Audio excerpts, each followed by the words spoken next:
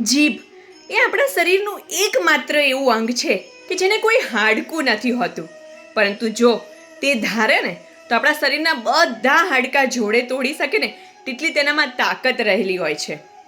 નવાઈની વાત છે નહીં કે 40+ એજ થાય ને એટલે લેડીઝને મોટે ભાગે એવું કહેતા સાંભળ્યા હશે કે મારા હાથ પગ કમર હવે નબળા થઈ ગયા છે, પહેલાંના જેટલા કામ નથી કરતા. પણ તું ક્યારે કોઈને એવું કહેતા સાંભળ્યું છે કે મારી જીભ નબળી થઈ ગઈ છે?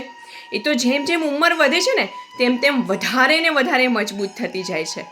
પહેલાંના સમયમાં રાજા મહારાજા પોતાના પ્રોટેક્શન માટે શસ્ત્ર રાખતા હતા, પરંતુ આજના સમયમાં તો જીભ જ કાફી છે. જો આ જીભરૂપી શસ્ત્રનો માપસરનો ઉપયોગ કરવામાં આવે અને સમયસર તેને જો નબળું પાડવામાં આવે ને તો કોઈ ઘરમાં કંકાસ જ ન થાય, દરેક ઘરમાં સુખ શાંતિ જ રહે. માટે જ આ જીભરૂપી શસ્ત્રનો જો વધુ પડતો ઉપયોગ કરવામાં આવે ને તો પછી તમારા હાડકાં તૂટવાના જ છે.